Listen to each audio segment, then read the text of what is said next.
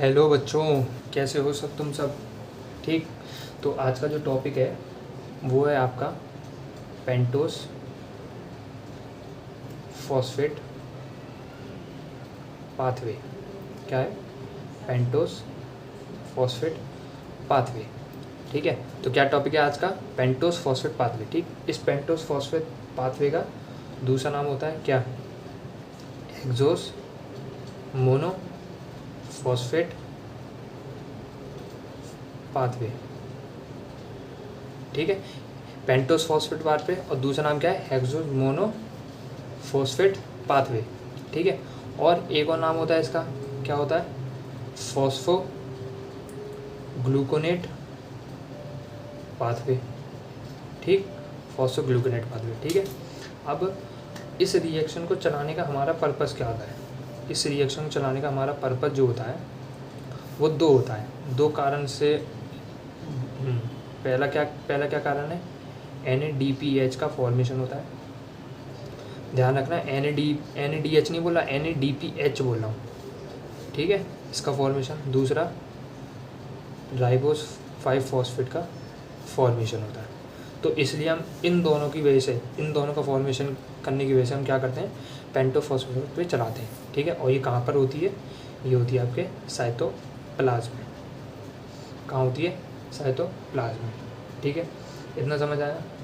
अब आगे आओ। अब आगे क्या है कि अब मैं रिएक्शन कैसे होती है वो बताऊँगा। ठीक है, सबसे पहले ये हम क्या बनाएंगे? ये हमारी प्लाज्मा मेम्ब्रेन हो गई। ठीक है, और ये पूरा जो स्पेस हो गया ये साइटोप्लाज्म हो गया। सिंपल सा। ठीक है, अब मैंने क्या किया, यहाँ पे ये मैंने एक ट्रांसपोर्टर बनाया। इस ट्रांसपोर्टर का नाम क्या है? GLUT2 transporter. ठीक, जो क्या करेगा? अरे भैया पता तो है क्या करेगा। ग्लूकोज को क्या करेगा? साइटोप्लाज्म में अंदर लेके आएगा। अब ग्लूकोज जैसे ही अंदर आ गया तो क्या इस ग्लूकोज का क्या होगा? अब ये ग्लूकोज जो है, ठीक है, ये किस में कन्वर्ट होगा? ग्लूकोज 6 फॉस्फेट में। ठीक, एंजाइम का नाम क्या है भैया? हेक्सोकाइनेज। बहुत सही। ठीक है, ऐसे ही जवाब देते रहो। अब हेक्सोकाइनेज है, ग्लूकोज 6 फॉस्फेट में कन्वर्ट हुआ है तो ATP आएगा, तो ADP। क्यों? ठीक है, उसके बाद अब ये ग्लूकोज 6 फॉस्फेट आपका किस में कन्वर्ट होता है? आपका कन्वर्ट होता है 6 फॉस्फो ग्लूकोलैक्टोन में। ठीक है, आपका एंजाइम कौन सा है यहाँ पे? एंजाइम है आपका ग्लूकोज 6 फॉस्फेट डिहाइड्रोजिनेज। ठीक है भैया, अब भैया डिहाइड्रोजिनेज आ गया है तो आपने NAD+ तो लगाया नहीं है। अब यहाँ पे हम NAD+ नहीं लगाएंगे। अब यहाँ पे क्या आता है?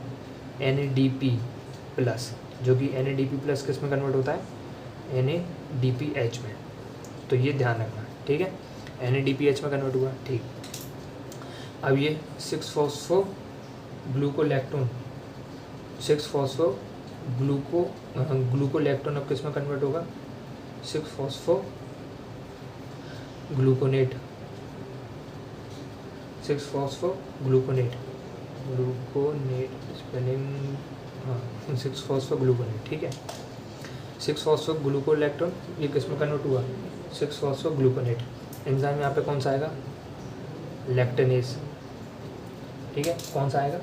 लैक्टोनेज। ठीक, अब ये 6 फॉस्फो ग्लूकोनेट, ठीक है, ये आपका किस में कन्वर्ट होगा? ये कन्वर्ट होगा आपका, अब मैं इसको ऐसे दिखाऊंगा। ठीक है, ये ऐसे। ठीक है, राइबोलोज 5 फॉस्फेट में कन्वर्ट हुआ। किस में कन्वर्ट हुआ? राइबोलोज 5 फॉस्फेट में। ठीक, कौन? 6 फॉस्फो ग्लूकोनेट। ठीक है, अब समझना ध्यान से, ये जो 6 फॉस्फो ग्लूकोनेट जो है, ठीक है, यहाँ तो लैक्टोनेज था। अब ये 6 फॉस्फो ग्लूकोनेट किस में कन्वर्ट हुआ है? राइबोलोज 5 फॉस्फेट में कन्वर्ट हुआ है। ठीक है, तो यहाँ पे एंजाइम कौन सा आएगा? यहाँ पे आएगा 6 फॉस्फो ग्लूकोनेट डिहाइड्रोजिनेज। अब 6 फॉस्फो ग्लूकोनेट डिहाइड्रोजिनेज आया तो यहाँ पे क्या आएगा? NADP+ NADPH में कन्वर्ट होगा।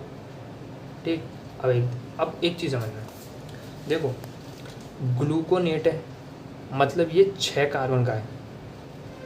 राइबुलोज है, मतलब ये 5 कार्बन का है। अरे भैया आप समझ गए हम क्या निकालना है, क्या निकालोगे?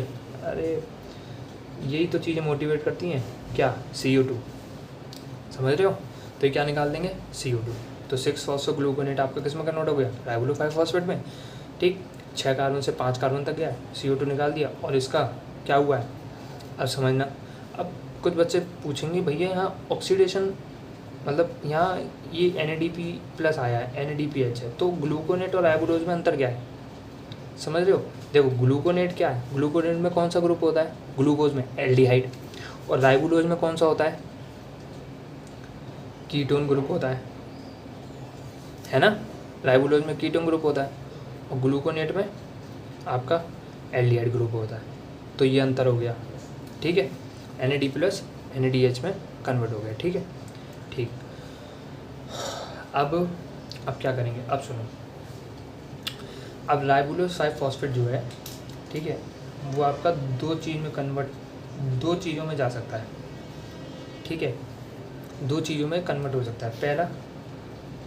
पहला जो होगा वो होगा राइबोज 5-फॉस्फेट, किसमें? राइबो 5-फॉस्फेट। दूसरा, ठीक है, जब ये राइबो 5-फॉस्फेट में कन्वर्ट होगा तो कौन सा एंजाइम आएगा? आइसोमेरेज। ओ आइसोमेरेज, इसका मतलब कीटोन ग्रुप था इसमें, और राइबोज में कौन सा ग्रुप होता है? राइबोज में कौन सा ग्रुप होता है? एल्डिहाइड तो होता है, सॉरी। तो राइबोलो 5-फॉस्फेट किस में कन्वर्ट हुआ? राइबोज में। तो कीटोन ग्रुप और राइबोज में कौन सा ग्रुप है? एल्डिहाइड। अरे तो ये कीटोन और एल्डिहाइड तो आपस में आइसोमर होते हैं, तो आइसोमेरेज एंजाइम आया, राइबोलो 5-फॉस्फेट को राइबो 5-फॉस्फेट में कन्वर्ट कर दिया, ठीक, दैट्स इट। अब दूसरा एंजाइम आता है जिसका नाम है एपीमेरेज, जो कि एपीमेरेज क्या करेगा? ये इसको कन्वर्ट कर देगा ज़ैलुलोज 5-फॉस्फेट, ज़ैलुलोज 5-फॉस्फेट। बच्चों एक ट्रिक बताऊंगा इसमें, देखो जितने नंबर पे एक फॉस्फेट ही जुड़ा हुआ है जिस कार्बन पे, उतने ही नंबर का ये क्या है? उतने ही नंबर का ये कार्बन है। जैसे देखो सुनो, ध्यान समझना, ज़ैलुलो 5-फॉस्फेट, इसका फॉस्फेट 5 नंबर पे जुड़ा है, तो ये ज़ैलुलोज कितने कार्बन का हो गया? 5 कार्बन का। तो तुम ऐसे याद कर सकते हो, समझ रहे हो? ठीक है, ऐसे याद कर सकते हो, ठीक। अब समझना, जो राइबो 5-फॉस्फेट है, अब ये कन्वर्ट होगा ज़ैलुलो 5-फॉस्फेट से, रिएक्ट करेगा। अब क्या होता है, यहाँ पे एक एंजाइम आता है जिसका नाम होता है ट्रांसकीटोलेज, और इस ट्रांसकीटोलेज को एक विटामिन की ज़रूरत पड़ती है जिसका नाम होता है TPP, मतलब थायमिन पायरोफॉस्फेट, ठीक है। ये बहुत इंपॉर्टेंट है, ध्यान रखना कि ट्रांसकीटोलेज को कौन से विटामिन की ज़रूरत पड़ती है? TPP, मतलब थायमिन पायरोफॉस्फेट, ठीक है। ठीक, अब क्या होता है, ये ट्रांसकीटोलेज क्या करता है? ये क्या करता है? ये आपका 2 कार्बन ट्रांसफ़र करवाता है। किससे करेगा? राइबोस 5-फॉस्फेट से 2 कार्बन निकालेगा, 2 कार्बन जैसे ही इससे निकालेगा तो क्या कर देगा? ये ज़ैलुलो 5-फॉस्फेट को दे देगा। कौन? ट्रांसकीटोलेज। क्या दे देगा? 2 कार्बन। तो ज़ैलुलो फॉस्फेट में पहले कितने कार्बन का था? 5। अब इससे 2 कार्बन मिल गए तो 7 कार्बन का बन गया, ठीक है। तो क्या बन जाएगा? सैडू हेप्टुलोज 7-फॉस्फेट। अब समझना, देखो 7-फॉस्फेट है, मतलब इसका जो फॉस्फेट है वो 7 कार्बन पे जुड़ा है, तो ये भी कितने कार्बन का हो गया? 7 कार्बन का। मतलब ये ट्रिक है याद करने की, ये ट्रिक है कि ये कितने नंबर के कार्बन है, ठीक है, समझ रहे हो? ठीक, अब इससे 2 कार्बन निकल गए, इसका मतलब 3 बचा है इस पर, ठीक है, 3 कार्बन बचे, तो ये किस में कन्वर्ट हो जाएगा? ग्लिसरॉल्डिहाइड 3-फॉस्फेट, ठीक है, ग्लिसरॉल्डिहाइड 3-फॉस्फेट में कन्वर्ट हो गया, बहुत सही। अब ये ग्लिसरॉल्डिहाइड 3-फॉस्फेट क्या करेगा? देखो, अब ये ग्लिसरॉल्डिहाइड 3-फॉस्फेट किससे रिएक्ट करेगा? सैडू हेप्टुलोज 7-फॉस्फेट से, ठीक है। अब यहाँ पे जो एंजाइम आएगा उसका नाम है ट्रांस एल्डोलेज, जो कि क्या करेगा? ये 3 कार्बन को ट्रांसफ़र करेगा। किससे करेगा? सैडू हेप्टुलोज से 3 कार्बन निकालेगा, 3 कार्बन इसको दे देगा। तो ग्लिसरॉल्डिहाइड पहले से ही 3 कार्बन का है, ठीक। तो इसमें से जब 3 कार्बन निकालेगा, किस में से? सैडू हेप्टुलोज में से, तो 3 कार्बन ग्लिसरॉल्डिहाइड को दे दिए, तो क्या बन जाएगा? 3 पहले से थे, 3 जुड़ गए, तो क्या बन गया? फ्रक्टोज 6-फॉस्फेट, ठीक। अब 3 निकाल दिए तो 4 बचे, तो क्या बन गया इससे, इरिथ्रोज 4-फॉस्फेट। इतना समझ आया, क्या बन गया, इरिथ्रोज 4-फॉस्फेट। ठीक। अब क्या होगा, अब देखो सुनो, अब यहाँ पे राइबोलोज 5-फॉस्फेट है, ठीक है, इस पे एपिमिरेज काम करेगा, एपिमिरेज, तो क्या बनाएगा, ज़ाइलुलोज 5-फॉस्फेट, ज़ाइलुलोज 5-फॉस्फेट। अब क्या होगा, ये इरिथ्रोज 4-फॉस्फेट और ज़ाइलुलोज 5-फॉस्फेट आपस में रिएक्शन करेंगे, जिसके से क्या बनेगा, अब समझना। अब यहाँ पे कौन सा एंजाइम आएगा, ट्रांसकीटोलेज, ट्रांसकीटोलेज। और ट्रांसकीटोलेज कितने कार्बन ट्रांसफ़र करता है, 2 कार्बन ट्रांसफ़र करता है, ठीक है। तो 2 कार्बन किससे लेगा, 2 कार्बन किससे लेगा, ज़ाइलुलोज से, और इरिथ्रोज को 2 कार्बन ट्रांसफ़र कर देगा, कौन, ट्रांसकीटोलेज, ठीक है। तो इरिथ्रोज से क्या बन जाएगा, 4 कार्बन का तो वैसे ही था ये, तो 2 और जोड़ दिए, तो क्या बन गया ये, क्या बन गया ये, फ्रक्टोज 6-फॉस्फेट,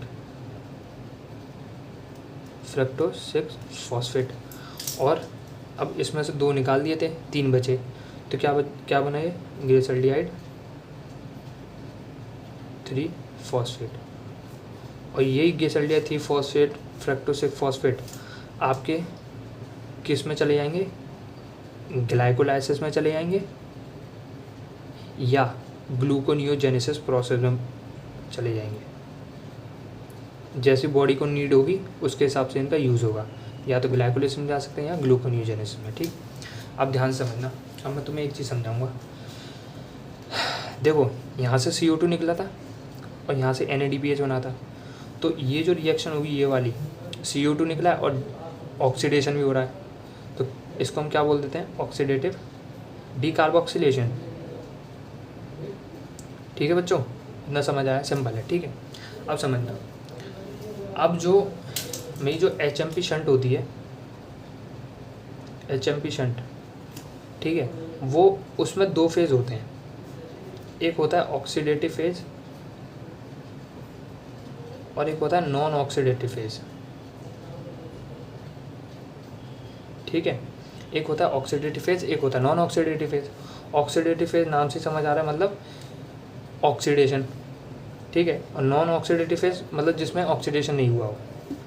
अब तो मुझे खुद ही बताओ ऑक्सीडेशन कहाँ का हो रहा है। देखो ध्यान से समझना मेरी बात।